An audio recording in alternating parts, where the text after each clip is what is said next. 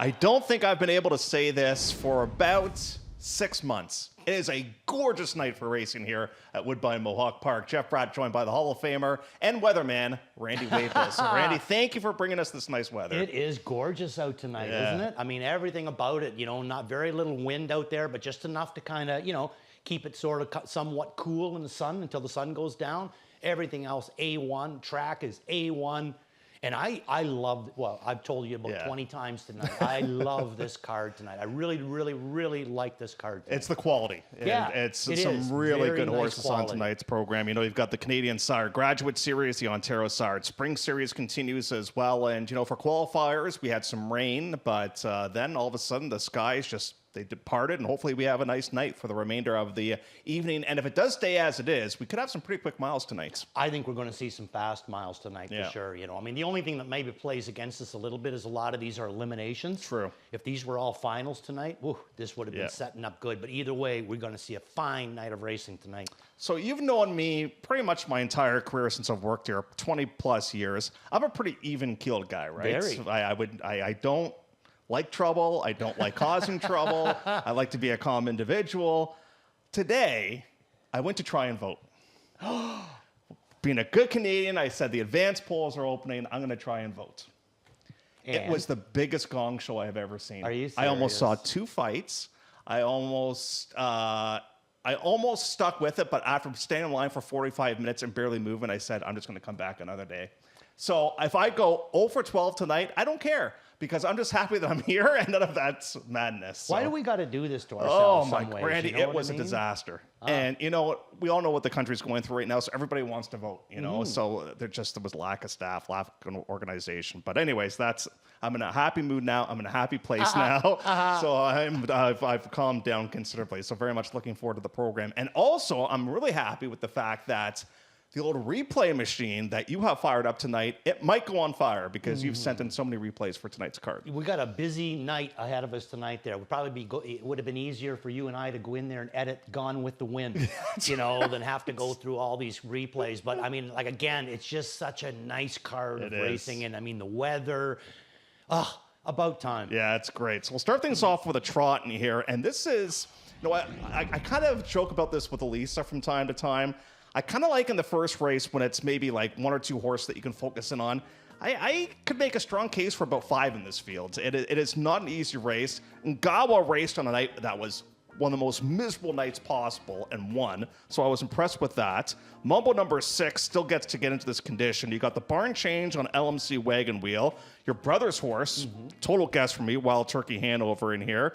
What are your thoughts, Randy? Because this is not a field that I see all that easily. And the fact that you've landed on a horse that makes a shoeing change here today is a little bit interesting as well. Yeah, I completely agree with you. And I guess that's where I'm going with this as well. It's just one of those cards, Jeff, that you can go a million ways in just about every race. There's so many different ways to go. I'm going to go blue, and we are going to show you this replay in this first race on him. So now he's had the qualifier and the 1 start back, and now Greg trainer McNair has decided he's going to make a change on him. He's going to go from steel to flip-flops up front. Now, going to flip-flops this kind of early, I mean, I guess you could look at it in kind of different ways or whatever. Maybe it was just the winter that we had. Maybe his feet just didn't come through it good. But it's kind of an early change to a flop, I find anyway, this early. But I've always said it before. I would rather see a horse go to a slower, heavier shoe, like I said, a flip-flops, if it's going to protect his feet.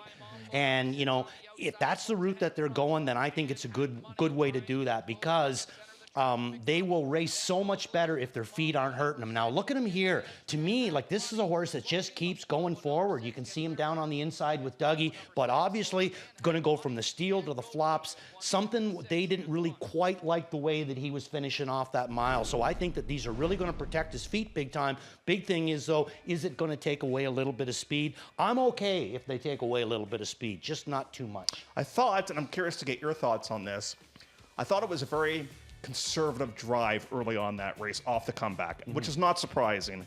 And yet I kind of like the fact that the horse finished up here in that most recent race with some good go. Do you think possibly we get a bit more of an aggressive approach here tonight? Or because of the showing change, you think we might get a similar type of performance and similar type of style being employed? I say close. I would say, kind of 50-50. I don't see him chopping it. I don't see him making a big move out of there. But I do see him maybe pressing forward a little bit and staying a little bit closer. Maybe get away third or fourth and then not have as much ground to make up on the end of it. Because normally if a horse's feet are bothering him, that's when you're going to see it in the last quarter.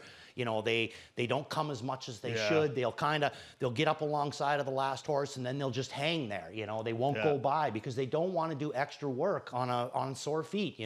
So I think that if he can keep them close and if his feet aren't being sore on him on the end of it, the speed isn't that much of a difference. I still think he can get the job done. I hope I'm not dropping the ball with Ngawa. I like what I saw first time out, but at least you used him. Yeah. And Johnny Rawls, he put him up on top. Yeah. I didn't use him at all. I find sometimes more in the trot than in the pace that it's a huge step up from the maiden to the non-winners of two. On the pace side, a lot of times they can win a maiden. Then they have like a non-winners of 15,000 life between the maiden and the non-winners of two, which I call a bit of a buffer.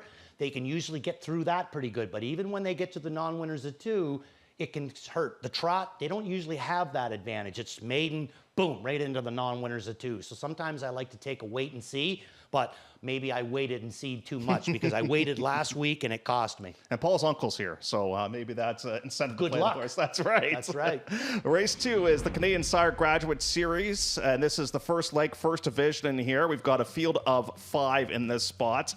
I was kind of hoping to see a little bit more than what we got with Collusion Hanover last time out. It was okay, but I think it was a very conservative approach with that one. Tyler Jones does stick with that one. You got Coco, Jojo, and Sorcha Sealster. They're probably going to vie for favoritism in here. Now, Sorcha Sealster last time out was in a really bad spot because you might remember that was, I think it was the feature race on that night.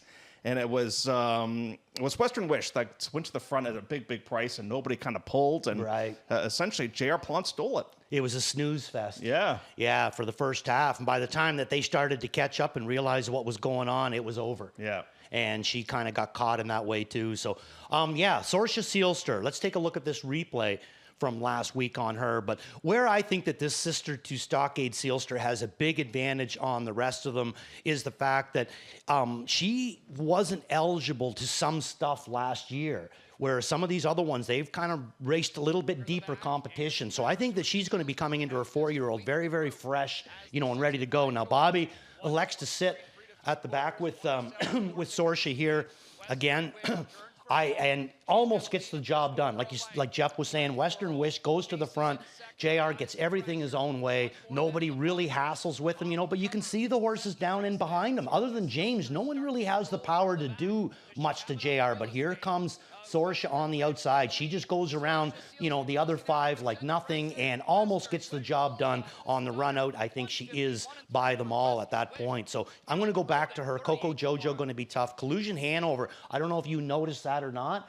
She was the one there that Tyler Jones was really making it on the end with her too. So I think she raced good. But again, she was in a spot where she just didn't really get an opportunity to do too much racing. Right. Short field, that's going to be my exactor, my friend. 4 on to 2. Just judging by the form of these horses, Randy, it seems like this is the early season highlight for them. They've been pointed towards this race, judging by, second start off the layoff, 1 more bet. Same with Collusion Hanover. Resilience comes off a layoff.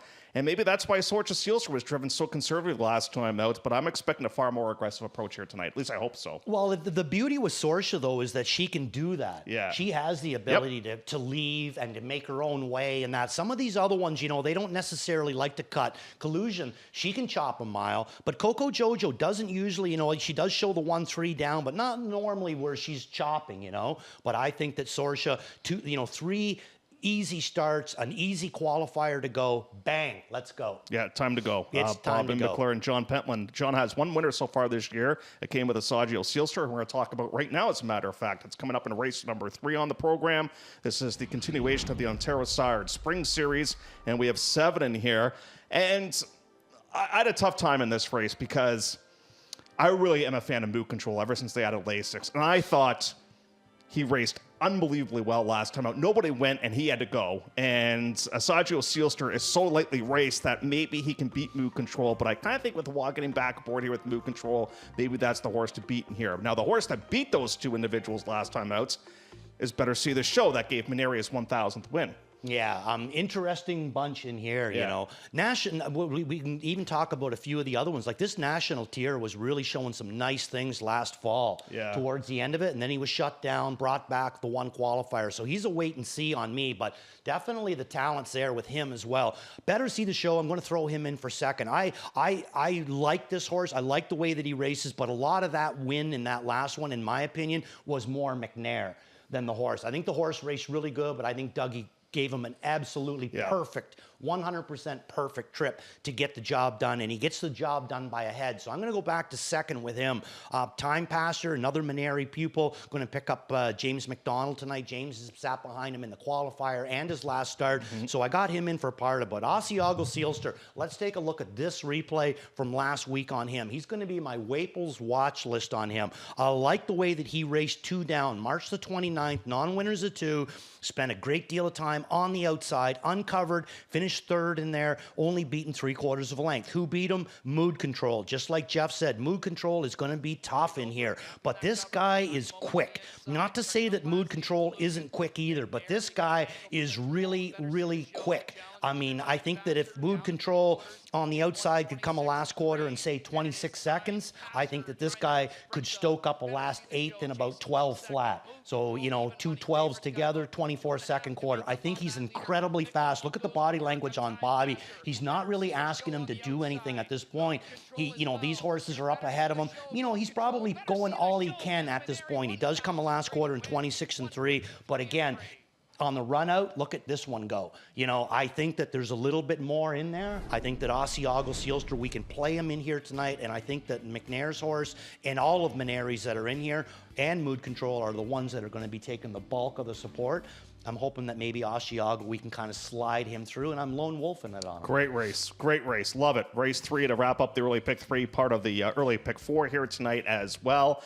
And you can go in many different directions in there. And the thing with your horse that I like, and moving on over is somewhat in the same build, is they're not overly raced. We don't know what the top is as of yet with these horses. Yeah. So I think there's still a couple of steps that they can make in here, and I think you're onto a good one. I think Bobby could have a good night tonight, as a matter of fact. So, agreed. Bob McClure gets the services of John Petlin's charge in there in race number 3. 4th race on the program, on the trot. So I love working with you for a variety of different reasons, but I remember you and we were watching the warm-ups with P.L. Spencer back on April the 11th, and we were talking about the fact that they took off the hobbles with the horse, and it just looked like he kind of filled out. He's becoming a bit more of a man, and physically kind of impressed us on that occasion.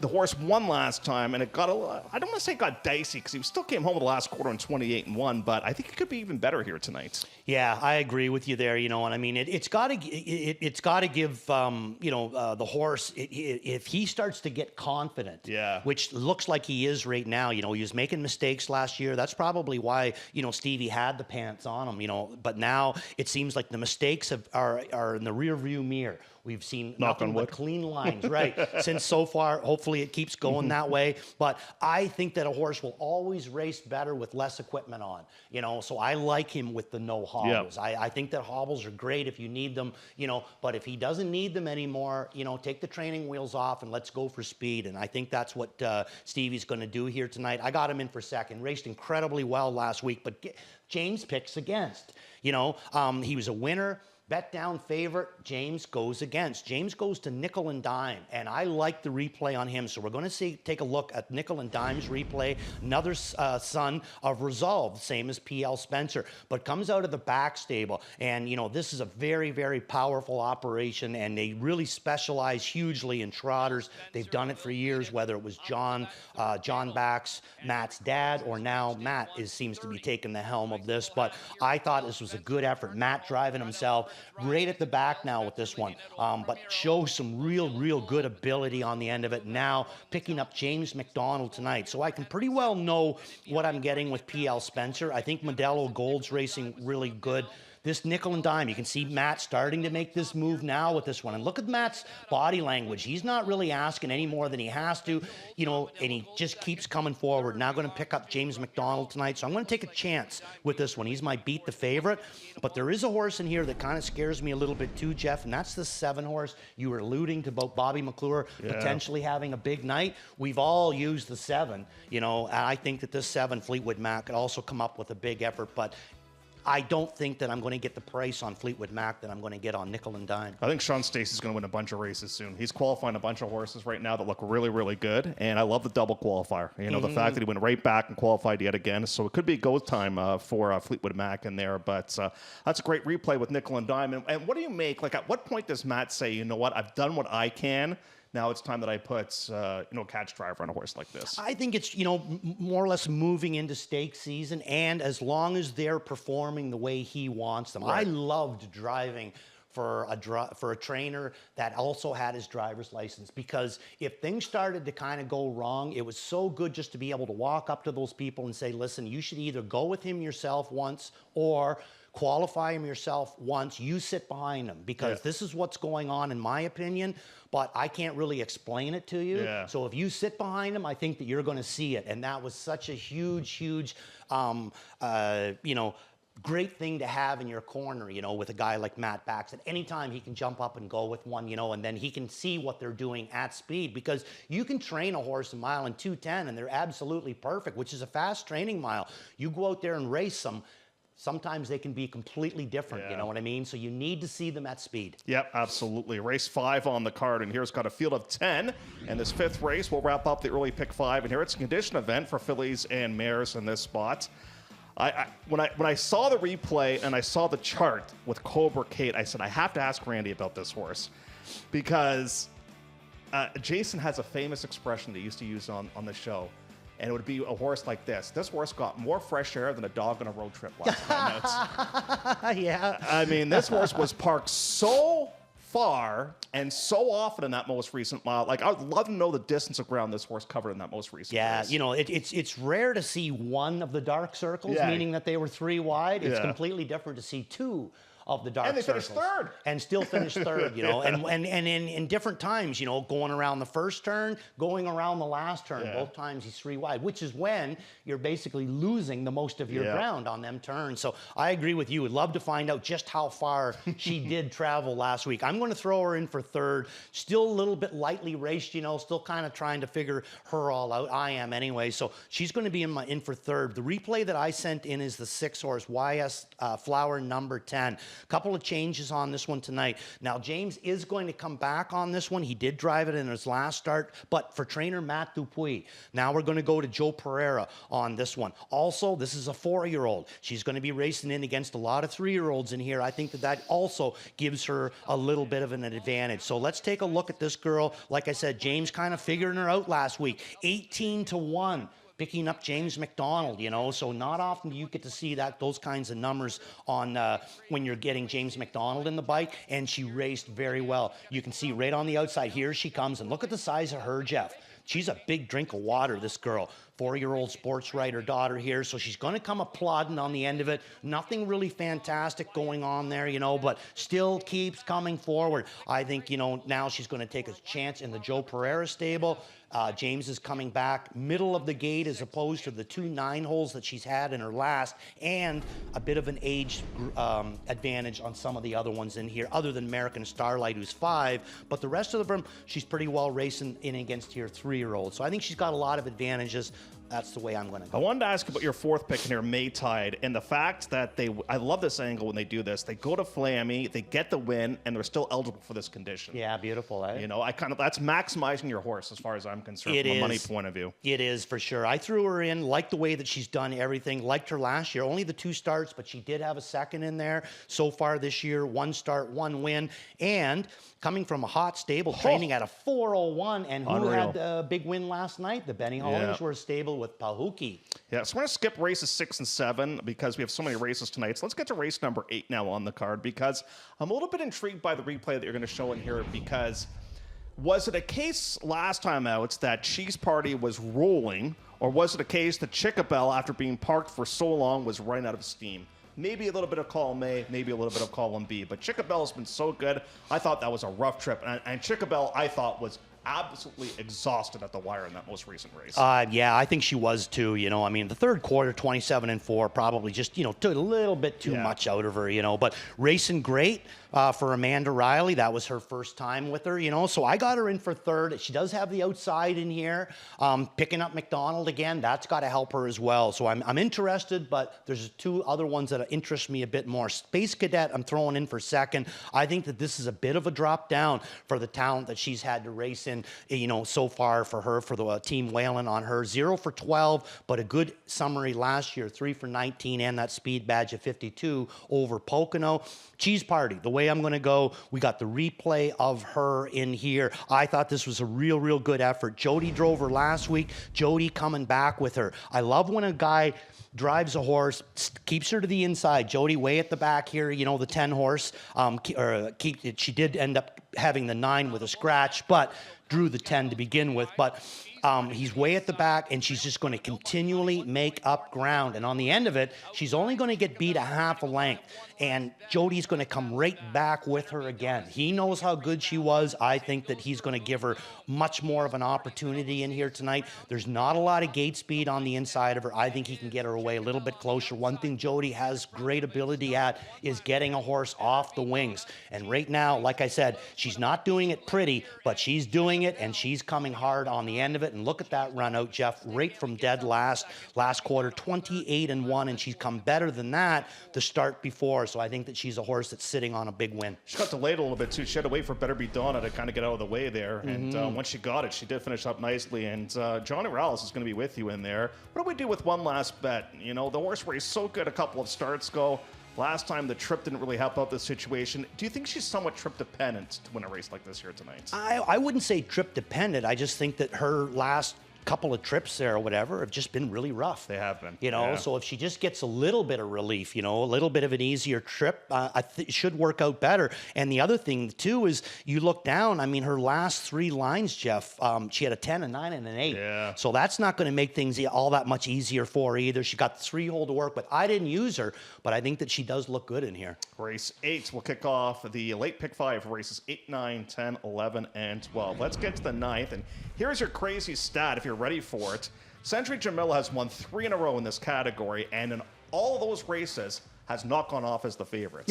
Everybody has gone in Blue Pacific's direction. Now, the question I want to ask you is, do you think Blue Pacific's form has tailed off just a tad, or do you think we constantly underestimate how good Century Jamila is right now? I think that we always knew how good Century Jamila was, and I think Blue Pacific is still racing good. What I think has happened is somehow or another Century Jamila has just added a little bit more. Yeah. You know what I mean? I think that they're both the 2 best horses in the race, but I think for whatever reason, I think Century Jamila right now is the girl.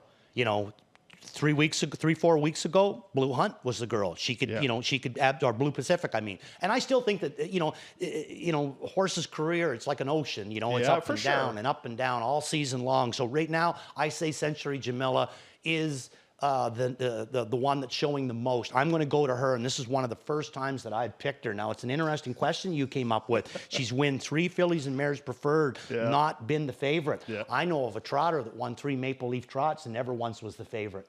Really? Not did one you drive time. the horse? I did. And not one time did he go off as the favorite right in his own backyard. That just goes to show you how tough that race was. That was, for sure. So let's take a look at Century Jamila. She's a winning machine right now. I mean, everything that Maneri is putting on the grounds right now are killer. Look at, he's training at a 5:21, and we're not talking a guy that with 20 starts. Yeah. He's got 91 starts so far this year and training at over a 500 average. Things are really rolling for him, and it's the horses that are coming into his barn. He's getting wicked power given to him, and he's the type of guy that knows what to do with it. Another thing, Jeff, I pulled in here today at 4:30. Who was taking horses back and forth from Lasix? David Maneri. Not David Maneri's help. Mm-hmm. David Maneri. He's a hard worker too. So Century Jamila, I just think that she is the girl right now. But at any point, I could see Blue Pacific turning the tables. 7 starts go, my friend. She was in against non-winners of 8,000 in her last 5. And struggling. Yeah. Well, not struggling in that one, but the one. Look at the one before where she lost ground in non-winners of 20 in the non-winners of 25,000, which a good class. But right now, I mean, she's just sailing through the wire. What about the fact that she's 5? Do you sometimes find the mares can sometimes hit at a certain age? Like maybe she's just now sort of hitting her prime right now? I think so. And I think a lot of that to do, too, is the breeding on her with the Better's Delights. Yeah. You know, that's a breed that really, you know, there's no end to them. You can have them good at 2, or maybe their year is going to be a 3-year-old, or maybe their year is going to be 6 or 7. You know, I mean, they're just a breed of horse that they really have no ceiling to them. You can get them good at 2, or they can be good at 9. It doesn't really matter with them. They're just a great breed of horse. And you know what, too? I've watched this horse now 3 or 4 races, and Watt, to me, he just has so much confidence in her right now, which is so cool to see. He just knows he's got the race won at any point. 10th race, one of my personal favorites on the grounds, is back, and his name is Paquette. And why do I like him so much? Well, A, he's talented, and B, he's got some style to him. And we'll show you exactly what we mean when we take a look at him here in a couple of seconds. Now, you and I were working together back on April the 11th. We had the qualifying report on that day. His comeback qualifier was okay, but it seemed like in that second qualifier, Jody said, you know what, we're going to go down the road here, and we're going to open up the horse's lungs a little bit. Do you think he got enough out of that to be effective right off the bat? Yeah. Oh yeah. This is a deep horse. Yeah. Like this is a really deep horse. We haven't even scratched the surface at how good this horse is. This could end up being, you know, a Good Times or a Sand Pail or a No Sex Please. You know, this is what kind of talent this guy's bringing. And I mean, he's only had the 8 starts, last year. And that's kind of part that bothers me with him, Jeff. You know what I mean? It just like maybe there's a little bit of a underlying kind of a problem with him. Who knows? You know what I mean? But talent, oh my goodness, he has got so much talent, this horse. He is a beautiful horse to watch. Yeah. I think the management job that Carl and Jody have done with him has just been spot on A1. Jody has never, ever once given this horse a tough kind of a trip. You know, he's raced him tough, but not in a tough trip kind of a way. You know, he's been very, very careful with him, and this horse is really starting to show it to for them. And what I love about him, Randy, too, is he's got obviously all the weight on him in here, but he's just got, it's almost like he's got this easy way of going about it, you know? Yeah, I would liken it's kind of like watching Bobby Orr skate. Yeah, no effort. No effort. Yeah. It's just like he's gliding along there, Yeah. you know what I mean? And once in a while, you'll see his feet move. Yeah. That's what I see with this guy. And look at the body language on Jody, too. I mean, this is just a really top-notch horse. If he stays sound and keeps progressing the way that he is, there's no top to where this guy can end up. And it's funny because you talk to other athletes and other sports, and you say, like, it doesn't even look like you're trying. They are, but they just make it look so easy, right? Yeah. And that's the thing in here. And he's obviously going to be a low price in this spot. So if we play, some sort of exactas and stuff like that, what about the Paul Recharge in here? One that's coming off a fresh thing that's being, what about Elmo? He's going to be his biggest competition, no doubt about that whatsoever. You know, he was second in the super final to Paquette. You know, no offering there. You know, Paquette beat him easily. But, you know, he's right there with him. So if Paquette has a bad day, or if Jody gets into a bad spot, you know what I mean? That could happen. He could get away in the 2-hole and get caught in there, and then, you know, who can actually jump up and beat him? There's a few, but my think logically wise, I would say, what about Elmo? Race 10 on the trot. Another trot's coming up here in race number 11. Am I allowed to give you some props? I'm going to give you some props. You liked Fast Snap last time out, and Paul Davies, he doesn't drive a ton of races on this circuit, and he probably looked at the half and said, I can't believe I got away with a minute and a half last time out. I picked him, and I couldn't believe it. I know. I think they go quicker tonight. And the one thing that I remember previewing the race with you, you said, keep an eye on Man Force. What do you think of his comeback race? Loved it. Absolutely loved it. He couldn't have been any better. You know what I mean? I think that he certainly wasn't over raced. Yeah. You know, I could say that. We're going to get a chance to see the replay on him in that first performance of the season. But there's no way that anybody could have wanted any more than what he showed. He showed big ability on the end of it. And where you really see it with him is the fact that he, right on the wire, is when he's really starting to move forward. And I don't think that Jody is like upset where he finishes at all whatsoever. He just wanted to see some movement on the end of it, and he got it. So let's take a look at the replay on Manforce. Loved Fast Snap in his last. I got him back in for second. Flanagan Sunshine, I thought he raced fantastic in his last as well. Got him in for third. James McDonald going to be picking up Uncle Douglas tonight. That's an interesting move from the Mark Etzel stable. Got him in for fourth. My number's 4, 5, 6, 7.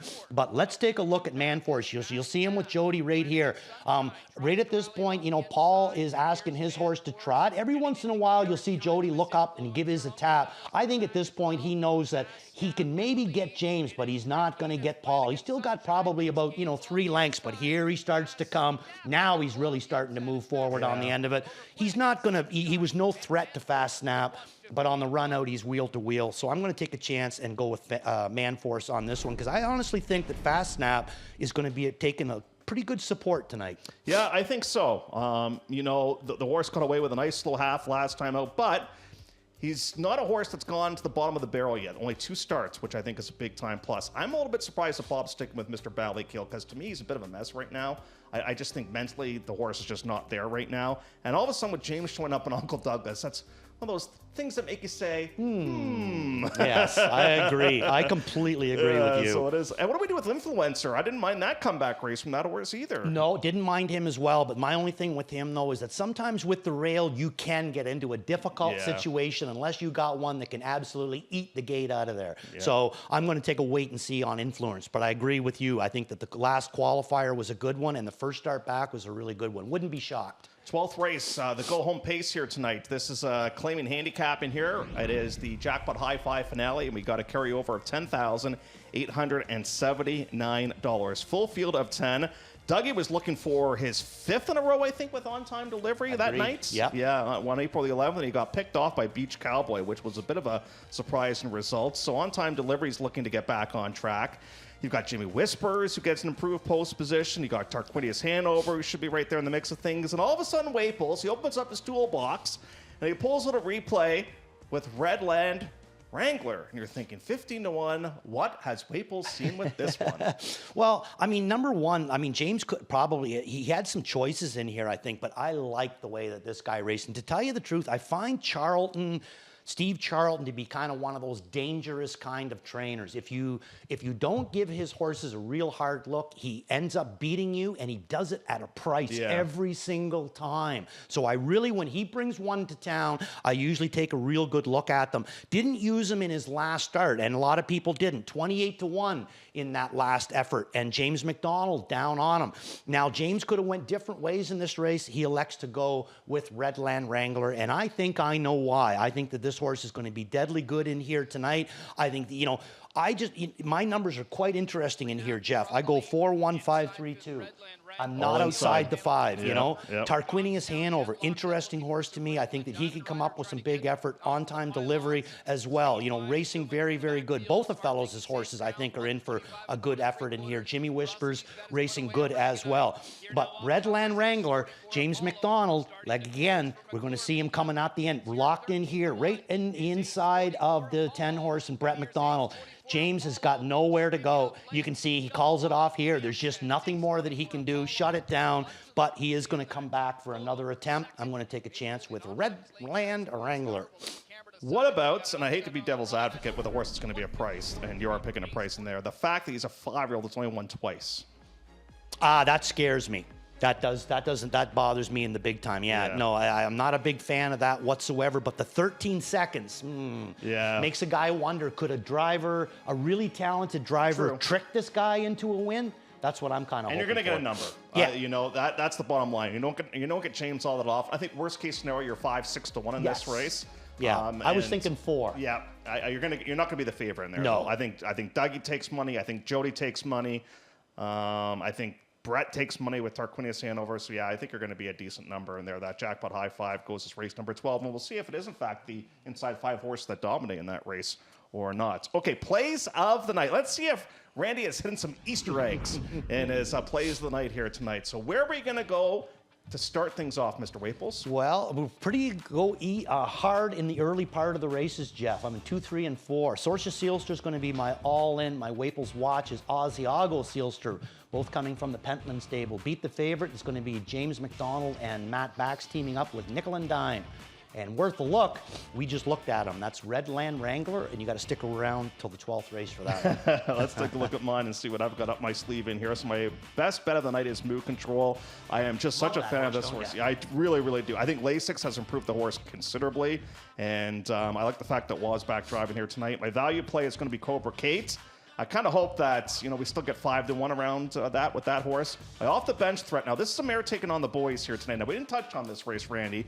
Do you think she's capable of winning this race, even though she's not facing her own sex here tonight, that being Willie's home run? Oh, yeah, definitely capable. Let alone, too, if somebody happens to make, one of the better ones make a break or something. She's more than capable of beating them. It's just that she's going to have to be, right at her best game to do it, though. Right. But it's certainly, and she gets James back in her corner, too, and that doesn't hurt. And my mom's an ace. I thought she was awesome last time out. She's really good right Yeah, now, eh? so we'll see if she's able to kind of double things up or not here. My mom's an ace gets the services of guess who, that being Bob McClure. So there's a look at our plays tonight. Let's see what our other handicappers have got on their hands. Gislen gives a thumbs up to Time Passer. He says the second try could be the way to go. Nickel and Dime, one that you're fond of. That's going to be the spot play for Johnny Rallis. And Garnet Barnsdale, his spot play is going to be Cobra Kate. So I'm with you there, Garnet there with Cobra Kate off that very, very difficult journey. I have to laugh. You think, okay, first time out, we'll just get a bit of an easy trip with the horse. Poor Cobra Kate, I think, got 2 races within 1 race. That's how much of a rough journey it was last time out for that horse. But that's the way it goes. Well, one thing about it, you can definitely, there's no possible chance that Cobra Kate went through any pylons. Yeah, no. Might have gone a couple of hot dogs. Might have a couple of hot dogs, yeah. That's about it. Okay, we're going to take a bit of a break. When we come back, we'll get you all set for the opener here on our 12-pack here tonight, which means, as Chad said, we've got 3 pick 5s for you here tonight. Lots of action, and we wish you all the best.